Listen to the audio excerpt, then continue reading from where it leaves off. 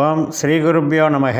நன்றாக குருவாழ்க, குருவே துணை. பரபிரம்ம ருத்ரகாயத்ரி ஞானஸ்தலத்து நண்பர்களுக்கு வணக்கங்களும் வாழ்த்துக்களும் கூறி, ரிஷபலக்னத்திற்கு இந்த பதிவு 8 நாட்களுக்கான பலன் ஜனவரி 12 முதல் ஜனவரி 19 வரை உள்ள நாட்களுக்கு நம்ம பார்க்க இருக்கோம். முதல் நாள் ஜனவரி 12ஆம் தேதி ஞாயிற்றுக்கிழமை, மிருகஸ்ரீஷ நட்சத்திரம். அதாவது நமக்கு மிதுன ராசியில் 4ஆம் பாதத்தில் சந்திரன் போகிறார். மிருகஸ்ரீஷன்னா செவ்வாய் நட்சத்திரத்தில். இப்போ செவ்வாய் போல் இன்றைக்கி நண்பகல் 11:24 வரைக்கும் தான் இந்த நட்சத்திரம். அதனால் செவ்வாய் போல் இந்த பலன்கள் அந்த மதியம் நண்பகல் 11:24 வரைக்கும் இருக்கும். அது நமக்கு 3ஆம் இடத்தை இயக்குது. செவ்வாய் 3இல் இருக்கார். பட் அந்த 3ஆம் இடத்தை கெடுக்குதுன்னு தான் எடுத்துக்கணும். 3ஆம் இடத்தை கெடுக்குதுன்னா என்னென்னா, இப்போ நம்ம ஒருத்தரை பார்க்கலான்னு நினைப்போம், ஒரு இடத்த போய் பார்த்துட்டு வரலாம், ஒரு ட்ரிப்பு போகலான்னு நினைப்போம்.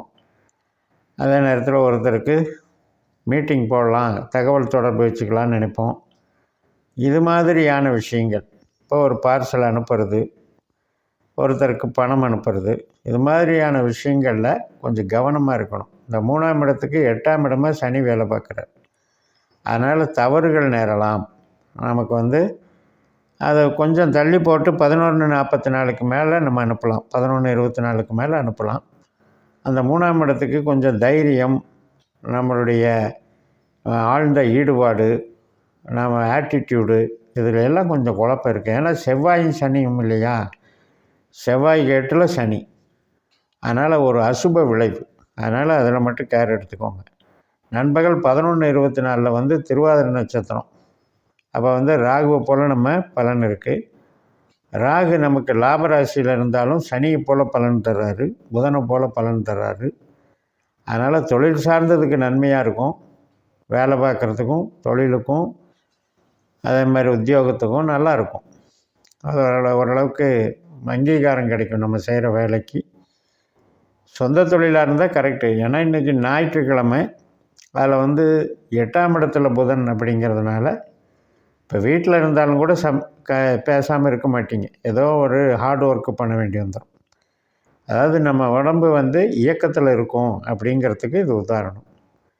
ஆனால் அதே நேரத்தில் பேச்சு, உறவினர்களோட பேசுகிறது, அது குடும்பத்துலேயும் சரி, கணவன் மனைவியாக இருந்தாலும் கொஞ்சம் பேச்சுவார்த்தைகளை டென்ஷன் ஆகாமல் இருந்துக்கும்.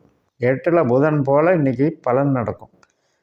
அப்போ 8இல் புதன் அப்படின்னா, நம்ம வேலை உழைப்பு எல்லாம் செஞ்சாலும் கூட அந்த பேச்சுவார்த்தைகளில் ஸ்ட்ரெஸ்ஸு ஏதாவது ஒரு வகையில் வம்பு வழக்கு வந்துடும்.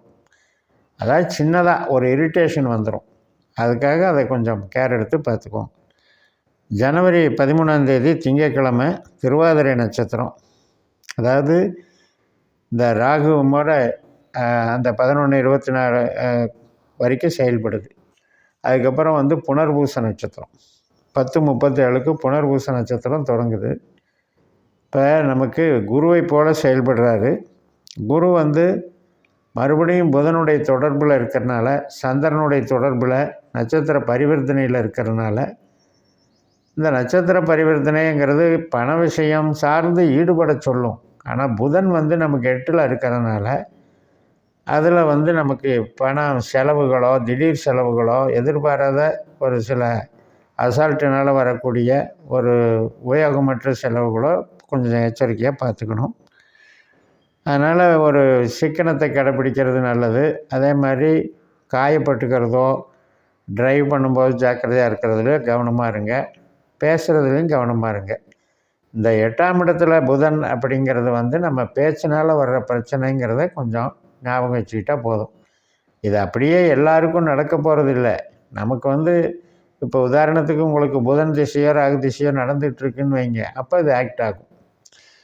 ஜனவரி 14ஆம் தேதி பொங்கல் நாள், சூரியன் மகர ராசிக்குள்ளே நுழையிறாரு. செவ்வாய்க்கிழமை அந்த உத்திராடம் 2ஆம் பாதத்தில் நுழையிறாரு. அன்றைக்கி நமக்கு பூச நட்சத்திரம் காலையில் 10:16 வரைக்கும் இருக்குது, சனியினுடைய நட்சத்திரம். அப்போ அந்த சனி நமக்கு நல்ல இடத்துல இருக்கிறனால நல்ல நன்மைகளை தரும், நல்ல சிந்தனையை தரும், தெய்வ பலத்தை கொடுக்கும், குடும்பத்தோடு ஒரு நல்ல குதூகலமாக இருக்க சொல்லும், ஒரு மகிழ்ச்சியான தருணமாக இருக்கும். அதுக்கப்புறம் ஜனவரி 15 புதன்கிழமை பூச நட்சத்திரம் முடிஞ்சு காலையில் 10:27க்கு ஆயில்ய நட்சத்திரம் தொடங்குது. இப்போ 3ஆம் இடத்துல சந்திரன் வந்து புதனை போல் செயல்படுறார். அப்போ அந்த புதன் வந்து நமக்கு 8ல் இருக்கிறதுனால அந்த 3ஆம் இடத்துக்கு பரவாயில்ல, சாதகம்தான். ஆனால் நம்ம லக்னத்துக்கு அது 8ல் புதன் இருக்கிறதுனால அந்த புதனுடைய அமைப்பு எப்படி இருக்குது அப்படின்னா, புதன் வந்து பூராடத்தில் இருக்கார், சுக்கிரனுடைய நட்சத்திரத்தில் இருக்கார். அதனால் இன்றைக்கும் வந்து அந்த 8ஆம் பாவ செயல்கள் வந்து அதிகமாக வேலை செய்யும். அதனால் இன்றைக்கும் கொஞ்சம் கவனமாக இருங்க, அலைச்சல் பட்டுக்காதீங்க, ஹெல்த்தை பார்த்துக்கோங்க. உறவினர்கள்ட்ட பேசும்போது கொஞ்சம் சாந்தமாக பேசுங்க. முடிஞ்ச அளவு வாக்கு ஸ்தானத்தில் நமக்கு ஒரு சகிப்புத்தன்மையோடு பேசுகிற ஒரு தன்மையை வளர்த்துக்கிட்டிங்கன்னா குடும்ப உறவுகள் பாதிக்காது. அதே மாதிரி பணம் செலவழிக்கிறதுலையும் கொஞ்சம் சிக்கனத்தை கடைப்பிடிங்க. ஞாபகம் மறதிக்கு முக்கியத்துவம் கொடுத்துருங்க. ஏன்னா ஏதாவது மிஸ் ஆகிருமா அப்படிங்கிறது, பணம், பொருள் இதெல்லாம் பார்த்துக்குவோம். ஜனவரி 16ஆம் தேதி வியாழக்கிழமை இந்த ஆயில்ய நட்சத்திரம் முடிஞ்சு நண்பகல் 11:16க்கு மக நட்சத்திரம் சிம்மராசிக்கு போயிடுறார் சந்திரன், கடகராசியிலேருந்து 4ஆம் இடத்துல. அப்போ அந்த மக நட்சத்திரங்கிறது கேதுனுடைய நட்சத்திரம். கேது வந்து 9ல் இருக்கிற சூரியன் மாதிரி செயல்படுறாரு, சனி மாதிரியும் செயல்படுறார். அப்போ 5ஆம் இடத்துல இருக்கிற கேது அப்படிங்கிறது ஒரு கோயிலுக்கு போகிறது, சந்தோஷமாக இருக்கிறது, குழந்தைகளோட ஒரு நமக்கே வந்து ஒரு க்ரியேட்டிவிட்டி மைண்டான சில வேலைகள் செய்கிறது, ரசனையாக பொழுதுபோக்குறது, இதெல்லாம் வந்து நல்லாயிருக்கும். மகிழ்ச்சிகரமான நாளாக இருக்கும். நண்பர்கள், நம்ம கூட பிறந்தவங்க, உறவினர்கள் எல்லாருக்குமே சந்திக்கக்கூடிய அமைப்பும் மகிழ்ச்சியும் கொடுக்கும். ஜனவரி 17 வெள்ளிக்கிழமை நமக்கு நண்பகல் 12:44க்கு தான் இந்த மக நட்சத்திரம் முடிஞ்சு பூர நட்சத்திரம் தொடங்குது. நமக்கு 4ஆம் இடமான சிம்ம ராசியில் சுக்கிரனுடைய நட்சத்திரத்தில் சந்திரன் போகிறாரு. சுக்கிரன் வந்து நமக்கு குருவனுடைய நட்சத்திரத்தில் இருக்கார், பூரட்டாதி 1ல் கும்பராசியில் இருக்கார். அதே நட்சத்திரத்தில் தான் சனியும் இருக்குது. அப்போ 10ஆம் இடத்துல கர்மச்சனி கூட இந்த சுக்கிரன் போய் ஜாயின் ஆகிறார், நம்ம லக்னாதிபதி. அப்போ ஒரு பெருமை இருக்கும், ஒரு நமக்கு அந்தஸ்து எதிர்பார்க்கும், ஒரு ப்ரெஸ்டீஜ் எதிர்பார்க்கும். இதெல்லாம் நல்லா இருக்குது, தொழிலுக்கு நல்லா இருக்குது. ஒரு வியாபாரம் பண்ணுறீங்கன்னா வியாபாரம் நல்லா நடக்கும். ரியல் எஸ்டேட் ஆகட்டும், construction, interior decoration, hospitality. So சுக்கிரன் சார்ந்த ஒரு வாகன சுகம், வாகனம் சம்மந்தப்பட்ட தொழில், சினிமா சம்மந்தப்பட்ட தொழில் எல்லாமே நல்லாயிருக்கும். அதாவது உற்பத்தி சார்ந்த அனைத்து தொழில்களுமே சிறப்பாக இருக்கும். பட் சுக்கிரன் சனியில் என்ன நம்ம பார்த்துக்கணும் அப்படின்னா, கணவன் மனைவி உறவுகளாகட்டும், நம்ம பழகக்கூடிய நண்பர்கள் வகையிலேயாகட்டும் கொஞ்சம் நாசுக்காக நடந்துக்கணும். இந்த சனி சுக்கிரனுங்கிறது ஒரு ஆடம்பரம் பண்ணுறதுக்கு சுக்கிரன் வந்து ஆக்டிவேட் பண்ணுவார், சனி வந்து அதை கெடுப்பார். ஸோ அந்த விஷயத்தில் ரெகுலர் ஒர்க்குக்கு பண வரவுக்கெல்லாம் நல்லா இருக்குது. ஆனால் இந்த மாதிரியான ஒரு மைண்ட் செட்டுக்கு மட்டும் கொஞ்சம் பார்த்து பக்குவப்படுத்திக்கணும். ஜனவரி 18ஆம் தேதி சனிக்கிழமை வந்து மதியம் 2:50 வரைக்கும் இந்த பூர நட்சத்திரம் இருக்குது. அதுக்கப்புறம் உத்தர நட்சத்திரம், சூரியனுடைய நட்சத்திரம். சூரியன் வந்து சூரியனுடைய நட்சத்திரத்திலே இருக்கார் நமக்கு 9ஆம் வீட்டில்.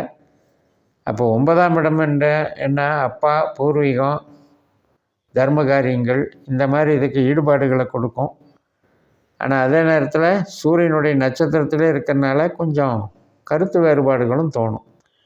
ஏன்னா அந்த 9ஆம் இடத்துக்கு சூரியனுடைய வீடு வந்து நெகட்டிவாக இருக்குது. அதனால் அதில் கொஞ்சம் 9ஆம் வீட்டுக்கு உண்டான பலனை கெடுக்கும். ஆனால் அதே நேரத்தில் வியாபாரத்துக்கோ நம்மளுடைய ரொட்டீன் ஒர்க்குக்கோ நல்லாயிருக்கும். அதாவது பொருள் சார்ந்து நல்லா இருக்குது, உறவு சார்ந்து நல்லா இல்லை. ஜனவரி 19ஆம் தேதி ஞாயிற்றுக்கிழமை இந்த உத்தர நட்சத்திரம் 3-4 பாதங்கள் வந்து நமக்கு மாலை 5:29 வரைக்கும் இருக்குது. அதாவது முதல் நாள் சனிக்கிழமை வந்து 2:50க்கு தொடங்குது. அதிலிருந்து மறுநாள் மாலை ஞாயிற்றுக்கிழமை வரைக்கும் இருக்குது. அப்போ அந்த சூரியனை பொறுத்த வரைக்கும் இப்போ அரசியல் ஈடுபாடு, ஒரு பெரிய மனிதர்களை பார்க்குறது, இதெல்லாமே சூரியனுடைய வேலை தான். ஆனால் என்ன, சூரியன் நட்சத்திரத்திலே இருக்கும்போது அந்த 9ஆம் வீட்டு வேலையில் ஈடுபட வைப்பார். அதில் வந்து கொஞ்சம் நெருடலை கொடுப்பார். ஏன்னா அந்த 9ஆம் வீட்டுக்கு சிம்மராசி வந்து 8ஆம் வீடு. அதனால் அந்த 9ஆம் வீடு செயல்பாடுகளில் இன்றைக்கி இறங்கக்கூடாது. அப்படி இல்லாமல் பார்த்துக்கிட்டிங்கனாலே உங்களுக்கு நல்லாயிருக்கும். மற்றபடி இப்போ 9ஆம் வீடு இந்த 4ஆம் வீட்டு செய்யுது அப்படின்னா அப்புறம் வீடு கட்டுறது, இடம் வாங்கிறது, உற்பத்தி சார்ந்த பொருட்கள், பிஸ்னஸ்ஸு இதுக்கெல்லாம் நல்லாயிருக்கு. அப்போ இந்த 8 நாள் பலனில் நம்ம தெரிஞ்சிக்க வேண்டியது என்ன அப்படின்னா, இப்போ குரு ரோகிணி நட்சத்திரத்தில் சந்திரனுடைய நட்சத்திரத்தில் போகிறதுனால அந்த குரு சந்திரனாகவே வேலை பார்க்கும்போது அந்த சந்திரன் அந்த கிராஸ் ஆகும்போது நமக்கு ஒரு நல்ல பலன்கள் நடக்குங்கிறது தான். அதனால் சந்திரன் குருவினுடைய அமைப்பில் நல்லா ஒரு நமக்கு சாதகமாக கொடுக்குறாரு. ஏன்னா மனோகாரகன் நம்மளுக்கு 3ஆம் இடத்துக்கு அதிபதி. அதனால் குரு அந்த அமைப்பில் இருக்கிறதுனால நமக்கு நல்ல பலன்களை தர்றாரு. அதே மாதிரி 10ஆம் வீட்டில் இருக்கிற சனியும் குரு சாரம் வாங்கி இருக்கிறது ஒரு பெரிய சிறப்பு. அதனால் சனி கர்மச்சனி இவ்வளோ நாள் படுத்திகிட்டு இருந்ததெல்லாம் இப்போ இருக்காது. கொஞ்சம் நல்ல சிந்தனைகள் டெவலப் ஆகும். பெரிய மனிதர்கள் தொடர்பு, நல்ல ரிலேஷன்ஷிப் மெயின்டைன் ஆகும். அதனால் பிஸ்னஸில் கொஞ்சம் இம்ப்ரூவ்மெண்ட் கிடைக்கும். ஏதோ ஒரு வகையில் நல்ல லீடு கிடைக்கும், நல்ல கஸ்டமர்ஸ் கிடைப்பாங்க. அதே மாதிரி உறவுகள் சார்ந்த வகையிலையும் ராகு நட்சத்திரத்தில் போயிட்டு இருந்த சனி கொஞ்சம் ஃப்ரிக்ஷன் பண்ணிகிட்டு இருந்ததெல்லாம் இப்போ விலகிடும். அதனால் குரு நட்சத்திரத்தில் அம்சத்தில் சனி மேசராசியில் நீசமாகிறாரு. அதனால் அது இந்த நீச பார்வை அப்படிங்கிறது நமக்கு எப்படி இருக்கும் அப்படின்னா ஒரு வால்யூமை கொஞ்சம் குறைக்கும். இப்போ ஒரு பெரிய பல்காக ஒரு எதிர்பார்க்குறோம் அப்படின்னா அதில் ஒரு 75%, ஒரு 50% இந்த மாதிரி வேலை நடக்கும். வேலைக்கு கெடுக்காது. ஆனாலும் குரு நட்சத்திரத்தில் இருக்கிறது நமக்கு சிறப்பு. இது மாதிரி இந்த 8 நாள் பலனில் நம்ம பார்க்கும்போது நம்ம பாஸ்கரா அஸ்ட்ராலஜி சிஸ்டத்தில் உங்கள் ஜாதகத்தை கணிச்சு 12 பாவத்துக்கும் அதிகாரிகளை தெரிஞ்சுக்கிறது நல்லது. அதாவது உபநட்சத்திரங்கள். அந்த கிரகங்கள் நமக்கு லைஃப் லாங் ஒரு பணம் தர்ற கிரகம் அது, தொழில் தர்ற கிரகம் அது, உறவுகளுக்கு சாதகமான கிரகம் அது, இது எல்லாம் தெரிஞ்சு வச்சுக்கிட்டோம் அப்படின்னா இந்த மாதிரி 8 நாள் பலன் பார்க்கும்போது அந்த 8ஆம் பாவம் 12ஆம் பாவம் உபநட்சத்திரம் வர்ற அன்றைக்கி நம்ம புது காரியங்களில் ஈடுபடாமல் இருந்துக்கிட்டாலே பிரச்சனை வராது நமக்கு. அதே மாதிரி 6ஆம் இடம் 12ஆம் இடம் இருக்கிற நட்சத்திரத்தில் போய் நம்ம கல்யாணம் சம்மந்தப்பட்ட காரியத்தில் ஈடுபட்டோம்னா அது தடையாயிரும். அந்த மாதிரி விஷயத்துக்கு அதை தவிர்த்துக்கலாம். அப்போ எந்த நட்சத்திரத்தில் எந்த காரியம் பண்ணுறதுக்கு நம்மளுக்கு சாதகமாக இருக்குங்கிறத ஒரு பெரிய ஒரு பொக்கிஷமாக இதை நீங்கள் பயன்படுத்தலாம். அப்படி பயன்படுத்தும் போது நமக்கு பெரிய பெரிய கிரக பயிற்சியை பார்த்துக்கிட்டு இருக்க வேண்டிய அவசியமே கிடையாது.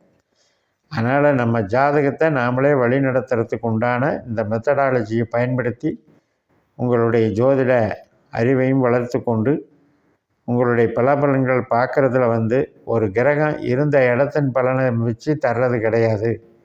அது செல்லக்கூடிய நட்சத்திரத்தில் கிரகம் எங்கேயோ இருக்குது, நட்சத்திர மண்டலம் எங்கேயோ இருக்குது. அந்த கதிர் ஆற்றல், அந்த ஈர்ப்பு ஆற்றல் அந்த வைப்ரேஷன் நம்மளுக்கு நிகழ்வுகளாக சந்திரன் மூலமாக திசாபுத்தியின் மூலமாக நடக்கிறத நம்மளே புரிஞ்சுக்கலான்னு சொல்லி நிறைவு செய்கிறேன். இந்த சேனலை சப்ஸ்கிரைப் பண்ணி ஷேர் பண்ணுங்கள். உங்கள் தனிப்பட்ட ஜாதக பலாபலன்களை என்னுடைய வாட்ஸ்அப் நம்பரில் தொடர்பு கொண்டு பலன் பெறுங்கள். உங்களிடமிருந்து விடைபெறுகிறேன். உங்கள் ஜெயம் எஸ். நன்றி, வணக்கம்.